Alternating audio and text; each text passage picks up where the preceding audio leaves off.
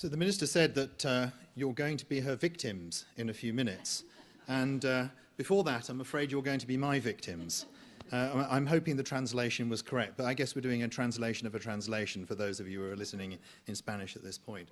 But anyway, thank you very much indeed for giving me the opportunity to talk to you today. And I thought I would try and not talk broadly about science advice in the UK, but I would sort of focus quite a lot of this on the diplomatic activity. But before that, I thought I ought to introduce you to the set of chief scientific advisors. I'm not sure what the collective noun is for chief scientific advisors, but whatever it is, you can see that most of the major departments in the UK government have a chief scientific advisor.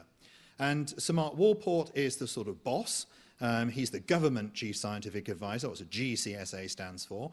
But Sally Davies, he's the CMO, who's the chief medical officer, who has been leading international campaigns, for example, on antimicrobial resistance over a number of years and has made dramatic changes in the way that the world thinks about that. So each of these people carries out science diplomacy activities. It's not just me. And we meet for breakfast on Wednesday mornings at 7:45, and one of the things that we do is we talk about what's on the minds of our ministers. Because part of the job of a chief scientific advisor is to really give evidence, provide thoughts for our ministers. And in my case, that includes the Foreign Secretary, Boris Johnson, who is actually particularly interested in science. So that's one of the jobs that I do.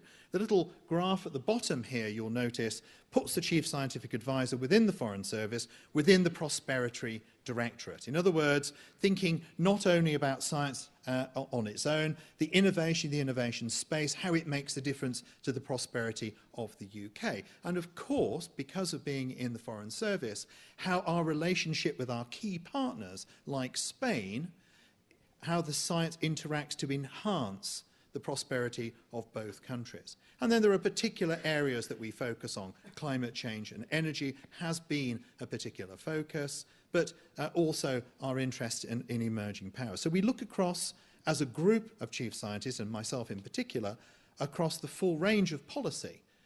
Now, of course, no scientist can possibly know enough in all areas. So you'll see on the second bullet point there, the has access to appropriate science networks. That's, of course, absolutely crucial. And foundations like this are an important part of those types of science networks. And for me, the Royal Society, the Royal Academy of Engineering, and indeed the British Academy in terms of social science, which I think is becoming increasingly important, and particularly the interaction of social science and engineering in the UK, has really gone through a renaissance. So it's all of those academies play a role.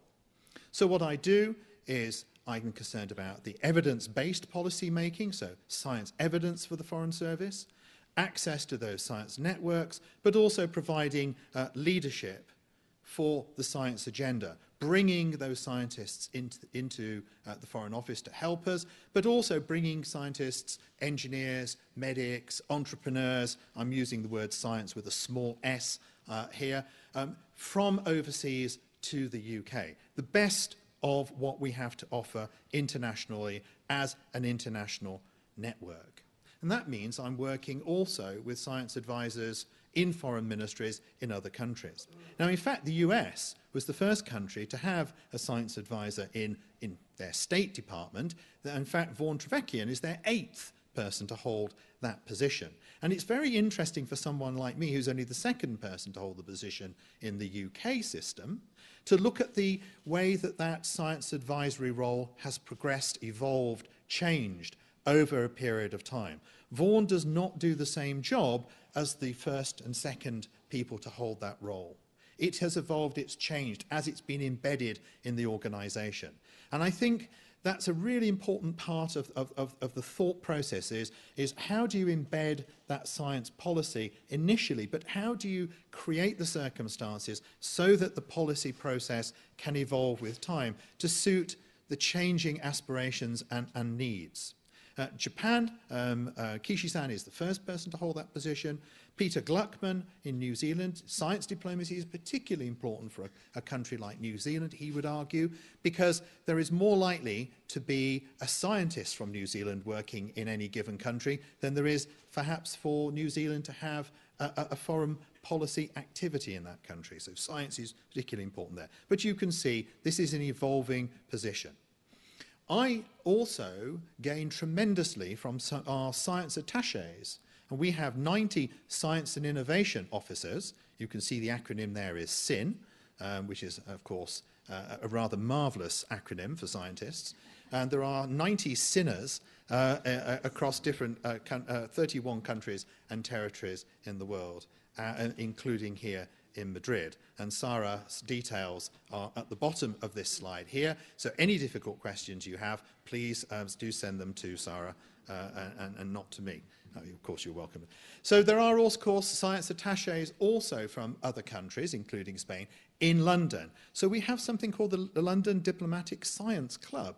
And these people get together and get lectures, go on visits, and form a group. This is a way of us, as it were, influencing the understanding of what the UK has to offer in science to a whole set of countries all at once. And this is a talk that I organised at Imperial College London, where I'm Professor of Materials Physics still. And you can see my great friend Mary Ryan with her arms crossed there, utterly unconvinced about whatever it is that I'm saying at the time. Mary and I have collaborated and been friends for many, many years.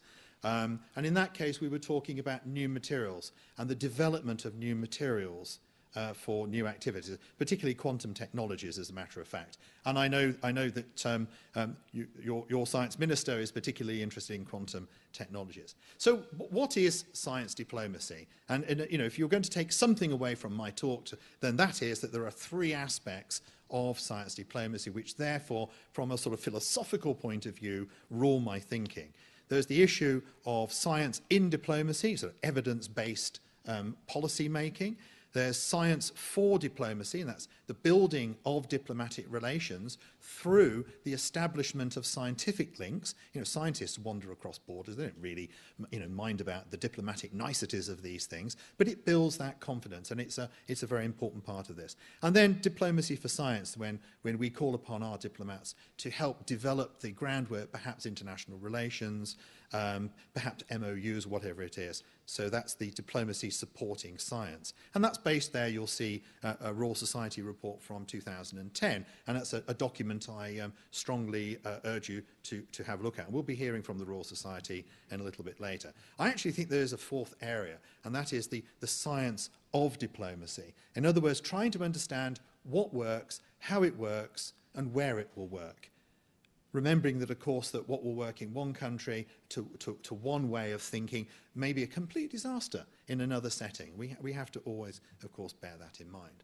But what we do have is common national concerns. And here are the obvious ones that I think you would all agree were concerns for Spain as much as they are for the UK, with democratics a particularly important driver in this, and that they are, of course, all interlinked. And one of the ways that those become interlinked was in these issue of science advice in an emergency situation. So I'm going to just pick two little examples now at the last part of my talk to sort of talk about in a little bit more depth. Now, in the UK, we've been trying to come to terms with how we respond to disasters, and we do this by bringing all the chief scientific advisors together, but we have a framework for trying to understand the foresight process of thinking about them, and it's called the National Risk Register. And you can see it's a two-dimensional graph with the relative impact along the y-axis. And you've got a scientist, you were bound to get a graph eventually, And on the x-axis, you've got the relative likelihood. So things in the top right-hand corner are both impactful and likely, but are probably very expensive to deal with and to mitigate against. So you also have to think about the consequences and getting together to have resilience and develop the ability to be resilient. And one of the ways that we do this, and where the science advice comes in, is the quality assurance process. You're going to address something that's occurred, but you're going to address it with ideas that you've developed ahead of time.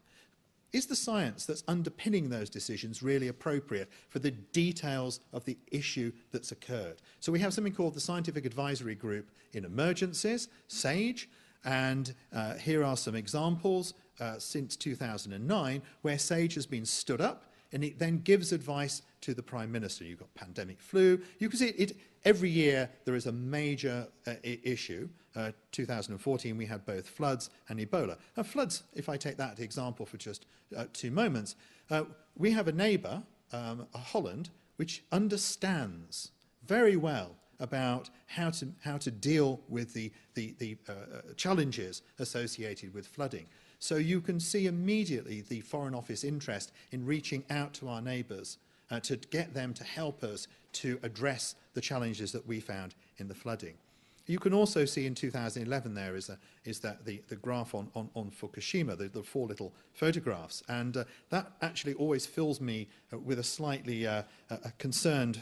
I was down at the BBC. I was an independent person before I even imagined joining the Foreign Service. I was down at the BBC the morning that this occurred, and I was sat and I was about to do a live interview on the BBC World Service to no more than about 120 million people, and literally, by the way, because it was the news item, and the person interviewing me says, "Ooh, something's just come in on the monitor." And okay, and I looked down at the monitor, and there was a little video feed which showed that. And the interviewer said, well, we're going to have to ask you about that and what's happened in 5, 4, 3. And so you can see that how that still makes me feel. But what this brings me on to is the issue of how you explain issues. And I'm going to talk a little bit about communications. And in many ways, I'm teeing up my colleagues from the Royal Society and also formerly from Post, who of course know about a lot of this. But underpinning this is this idea of quality science. And this is something that Spain has a lot of and understands why quality science is the only way to address these issues. And so do we. This is one of the things that makes the UK and Spain absolutely natural partners. You have to do your observations very well. You have to have the computing capacity in order to be able to enact the forecasting models. You have to have the depth of understanding in order to be able to interpret and understand what the analysis is. Then carry out those communications via forecast and advice. It's the scientific value chain. That's what really matters. And we, in particular, have had great success recently in terms of science diplomacy with our colleagues in Argentina. And what you're seeing here is an agreement being signed by Joe Johnson and Lino Brano, who is the science minister in Argentina. It's a letter of intent to carry out activities in a number of areas, including through the British company GSK, which has manufacturing capabilities in Buenos Aires, as it does outside of Madrid. And that's why I think there's a really interesting Spain, Argentina, UK, but anyway, we'll come back to that another time, possibility. And anyway, they went to the Science Museum, they had a private showing, which they actually enjoyed. The bottom right photograph doesn't see them smiling a lot, but really they did enjoy it. And then also going to the Royal Society to look at some of the artifacts there, which was Lino Brano is a scientist, and that was a great source of interest to him personally. So there was a sort of science diplomacy over science diplomacy sort of activity. But now, just for the last few slides, going into this issue of the policy challenge. And this is one of my favourite sort of slides. So we're going to look at a particular issue, and this is concerned with how we generate electricity in the UK. And 74% of respondents talking about low-carbon energy generation said that they were very concerned about climate change. 80% said that the UK should reduce its requirements use of fossil fuels. However, 82% were also concerned about the UK becoming dependent on other countries for its fuels. But sadly, 83%, the largest number, didn't want to pay any more money for their electricity bills. So these policy challenges are part of what we need to understand. As scientific people, for example, in terms of fracking, are concerned about loss of integrity of the aquifer, seismic events, methane release processes, and so on and so forth. The public don't see the issue in quite the same way.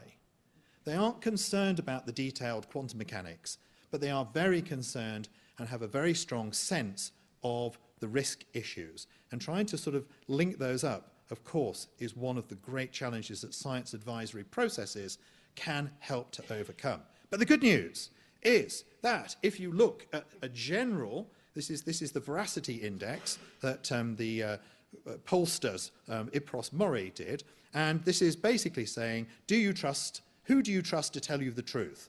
And right at the top of that, sorry it's small writing, is nurses. Underneath is doctors, then teachers, judges, and then scientists, all above 80%. And we won't talk about the very bottom part of that. So the good news is, sorry about that. So the good news is that actually science is trusted and scientists are trusted by the public in the UK. I'm sure it's completely different here. But they are trusted in the UK. So that puts, again, the science advice in a special place.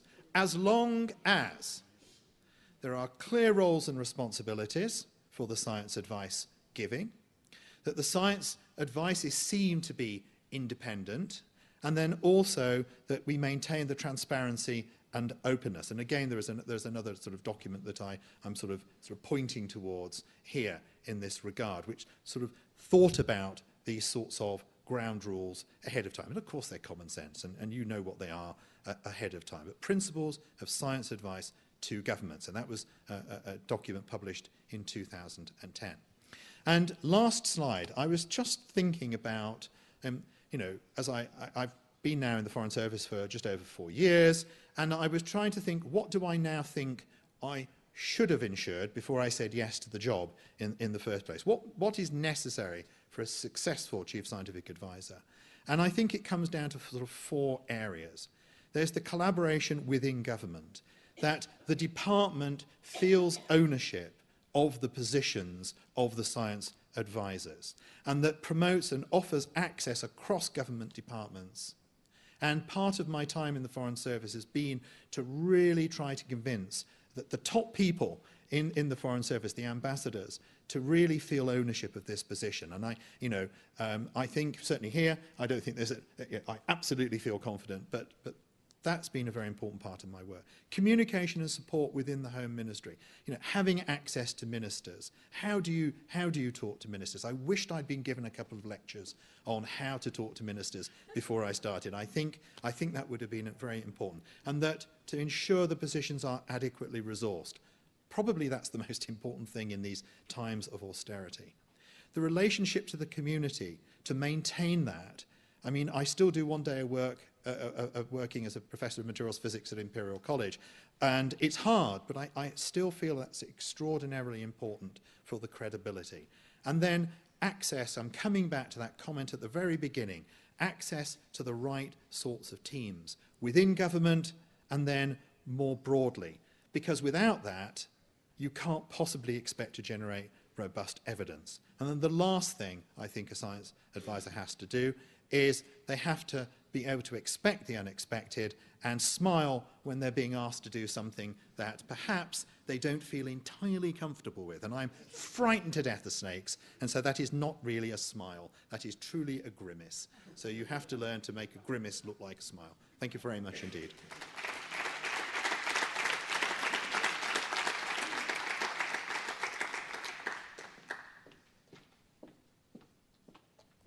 Gracias, Robin. A continuación, me gustaría invitar al escenario a Carmen Vela, Secretaria de Estado de Investigación, Desarrollo e Innovación.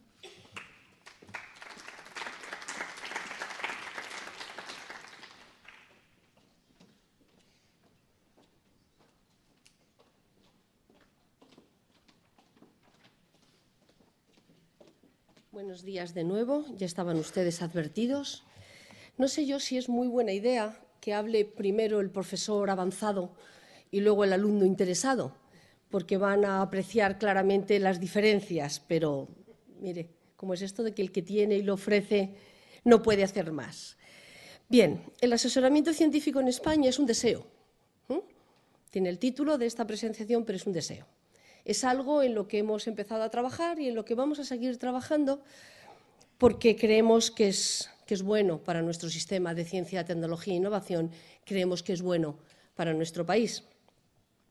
Pero antes de decirles a ustedes qué estamos haciendo en asesoramiento científico, como buen alumno interesado, les cuento un poquito nuestro currículum, qué somos y por qué estamos donde estamos.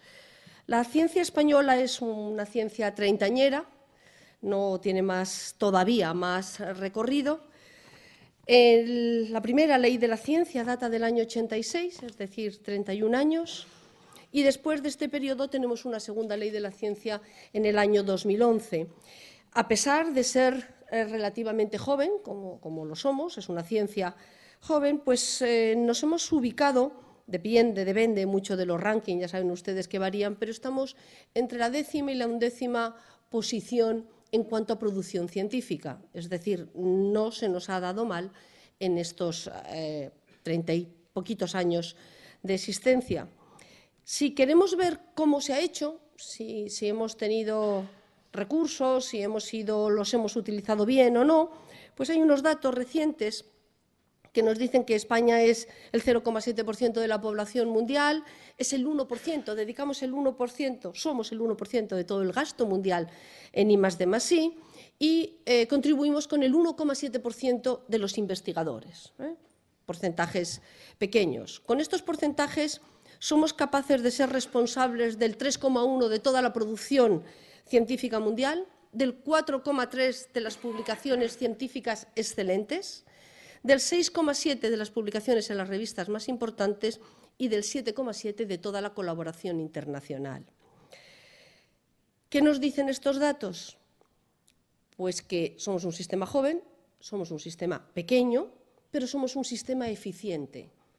No podemos, ni desde luego vamos a tolerar que se diga que nuestros investigadores, nuestros tecnólogos en universidades, centros públicos, centros tecnológicos, en todas las entidades, no utilizan bien los recursos cortos, todavía, escasos, a día de hoy, que les estamos poniendo en sus manos. ¿Qué nos da esto? Pues confianza en el sistema.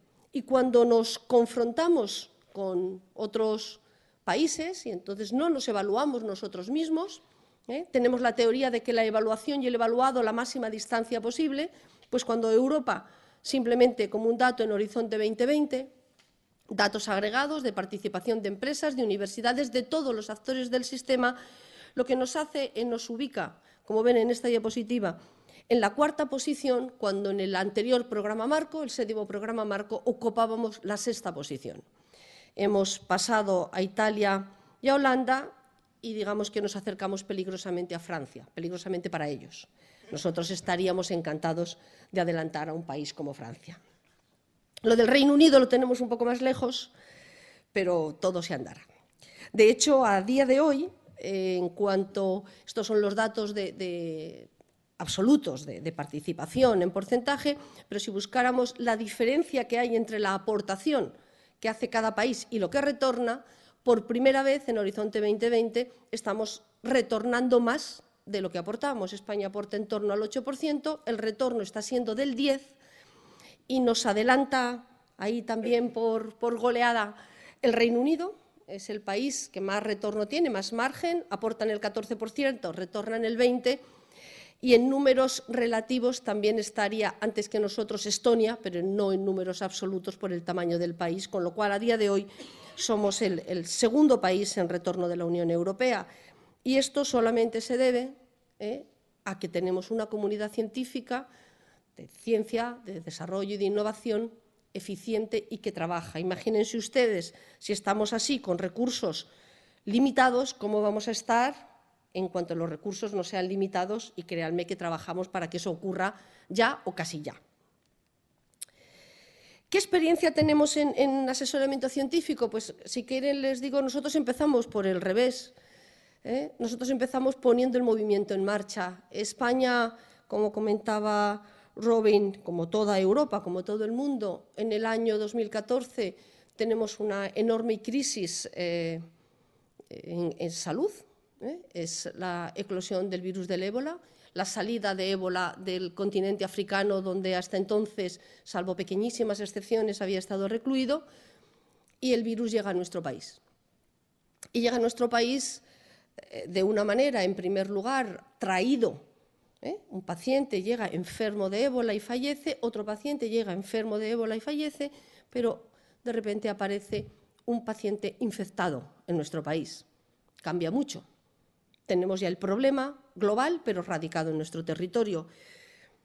Y desde quien tiene que organizar estas actividades, que es la vicepresidencia del Gobierno, deciden, y yo recibo una llamada un jueves por la tarde, que necesitamos como país asesoramiento científico para hacer frente a una pandemia como era el ébola.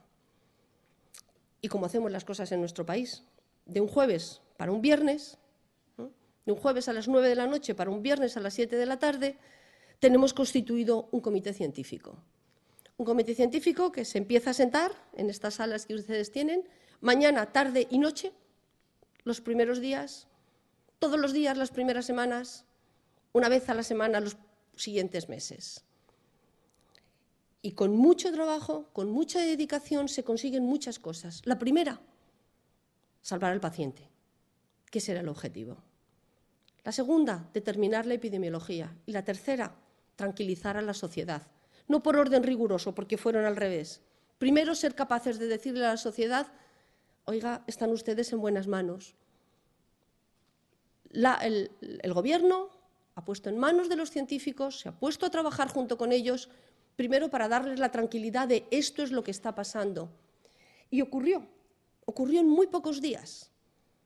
De un viernes con un problema gravísimo, una semana anterior con un problema gravísimo, una atención, si me permiten, excesiva de los medios y no toda una comunicación cierta, pasamos a una semana siguiente en el que se empezó a entender. Y se empezó a entender por algo que se ha comentado y que ha puesto Robin en la tabla. Los científicos tenemos credibilidad de cara a la sociedad. Y cuando hablamos, se nos cree. Y cuando hubo que reunir a todos los periodistas que hacen programas matinales, quien les habló fueron los científicos. Y cuando hubo que reunir a todas las embajadas, quien les habló fueron los científicos. Y les creyeron. Y esa primera fase de tranquilizar a una sociedad tan importante para resolver un problema, permítanme que nos lo ascribamos la comunidad científica. Y luego, y lo más importante, al mismo tiempo, trabajando en eso, lo más importante, resolver el problema y mantener la vida del paciente. Pues eso se hizo y, como les digo, pues es un poquito al revés, ¿no?, de lo que teóricamente tendría que ser. Y no porque nos funcionara una vez debemos de tranquilizarnos con esta actividad tan nuestra de resolver los problemas según aparecen. Creo que debemos de aprender a cómo planificar este tipo de cosas para que nos salgan así de bien, pero de una manera prevista, razonada y razonable. Y en esa idea, pues se nos ocurrió que deberíamos de empezar a trabajar en este tema. Y empezamos a trabajar con el Ministerio de Asuntos Exteriores, con el secretario de Estado responsable de AECID, ya hace algún tiempo, con el secretario de Estado de Exteriores, con FECIT, utilizándolo como elemento más importante desde la Secretaría de Estado, y definimos un documento que no queremos ponerle el pretencioso nombre de estrategia, pero sí algo como hacia una estrategia española de diplomacia científica o de asesoramiento científico. Pero ¿qué necesitamos para hacer asesoramiento científico? Pues necesitamos una comunidad científica que esté implicada. Es verdad que a nuestra comunidad científica, en cuanto la llamas, atiende. Y eso es muy importante. Y cada vez la tenemos más implicada en llevar el debate científico al sector político y al sector público con soluciones que aporte, no detectar el problema, ¿no? Los diagnósticos, ya saben ustedes que a veces nos cansamos de mucho diagnosticador y muy poquita terapéutica. Nosotros queremos ser también terapeutas, contribuir en este sentido. Necesitamos canales de comunicación que estén abiertos, entre la comunidad científica, la administración, los organismos legislativos. Y en esto ha habido experiencias. Tenemos aquí con nosotros a un expresidente de COSCE, en el que yo también, cuando estaba en actividades de mi vida previa, nos llevaba a reunirnos con parlamentarios para explicarles lo que era la ciencia, lo que hacíamos. Es decir, no venimos de ayer, se vienen haciendo actividades. Pero un poco lo que queremos hacer con nuestra aproximación es que esas actividades estén ordenadas, armonizadas, que tengan continuidad, que no vayamos resolviendo, eso también tan nuestro, todas las actividades a golpe de pico. Llega un problema, lo resolvemos, pasamos al siguiente, pero el siguiente nos va a pillar desprevenidos, sin haber aprendido de lo que teníamos que hacer. Pues seguir trabajando en canales de comunicación. Para que dos hablen, uno tiene que tener la voluntad, pero el otro también. Sabemos que la comunidad científica, que no lo ha sido siempre, ahora está cada vez más interesada en hablar. Y se piden reuniones y se hacen. Y es verdad que este último parlamento que tenemos ahora es un parlamento algo más interactivo. Nosotros lo estamos percibiendo y la comunidad científica también, pero necesitamos la disposición del Ejecutivo y del Legislativo para que tenga en cuenta la asesoría científica. Y en esto también estamos, pero claro, es la otra parte la que tiene que estar interesada. Y luego necesitamos esta cultura que al Reino Unido le sobra y que a nosotros todavía nos falta. Y todas estas cosas, que no hay que dejarlas y decir, bueno, ya irán por sí solas, tenemos que promoverlas, pero hay que promoverlas con extremo cuidado. Los poderes legislativos son muy interesados en mantener sus cosas. Nunca se tiene que ver la asesoría científica como retirar competencias que tienen otros. Y esto hemos de hacerlo con muchísimo cuidado y por eso queremos aprender de quienes ya lo han hecho y ya lo tienen puesto en marcha. ¿Qué mecanismos tenemos? Pues ya tenemos algunas cosas exigidos por la ley de la ciencia. En España existen los consejos, existe un Consejo Asesor de Ciencia, Tecnología e Innovación, que es un consejo asesor del Consejo de Política, es decir, donde todos los consejeros de todas las comunidades, más todos los ministros que tienen competencias en tema de ciencia, es decir, que tienen responsabilidad en la denominada Función 46, esto es un Consejo de Política Científica que tiene un comité, un Consejo Asesor de Ciencia, Tecnología e Innovación. Esto, además, no es una decisión arbitraria, está recogido en la Ley de la Ciencia, es de obligado cumplimiento. Y este Consejo Asesor tiene actividades como aprobar los planes estratégicos, las estrategias, siempre tiene que pasar por él. Una de sus misiones es asesorar al Gobierno y al Consejo de Política Científica y Tecnológica de Innovación. Estos son los miembros del comité a día de hoy. Estamos procediendo a la renovación de este comité, pero existe ya sobre la ley un comité. ¿Que cuántas veces ha llamado el Gobierno a este comité? Pocas, o sea, ninguna. Pero yo lo llamo mucho. Además, y hoy mismo hemos tenido una reunión y contamos con Antoni Esteve, que luego se dirigirá a ustedes como miembro de este otro comité. La Agencia Estatal de Investigación, recientemente creada, tiene un comité científico-técnico, un comité independiente. Tienen aquí las personas. No sé si ustedes son muy conocedores, pero seguro que verán en ellos ni un ápice de objeción para las personas que constituyen este comité. Estamos enormemente satisfechos de que hayan podido aceptar personas con tantísima responsabilidad. A modo anecdótico le diré que José María Ordovás y Ana María Cuervo, que no han podido venir al comité de esta mañana, se han conectado a las 3:30 de la madrugada para entrar en directo por conexión videoconferencia para participar en el comité. Personas comprometidas a las que queremos utilizar como especie de primer embrión de lo que pueden ser las políticas de asesoramiento científico. Estamos haciendo cosas, el proyecto Interconecta con SEIDI, FECIT y AECIT en Latinoamérica para la formación y capacitación de gestores, de científicos, de políticos y de diplomáticos. Esto está en marcha, hemos tenido ya varias reuniones y ahora para el próximo mes de septiembre tendremos la siguiente en Montevideo. Vamos a empezar a mediados de este año en un proyecto del Consorcio Europeo de Horizonte 2020. Como les decía, tenemos actividades, una de nuestras mejores actividades que nos gusta y la seguimos potenciando es la presencia de delegados científicos, si pueden llamarse así, en embajadas, para atender a las comunidades españolas de científicos españoles que están distribuidas por el mundo. Tenemos ahora mismo 13 comunidades de científicos españoles asociados y conectados en todas partes, distintas partes del mundo, pero vamos desde Australia, Estados Unidos, México o Alemania. Tenemos 3 delegados en embajadas, las más relevantes para nosotros, Estados Unidos, el Reino Unido y Alemania.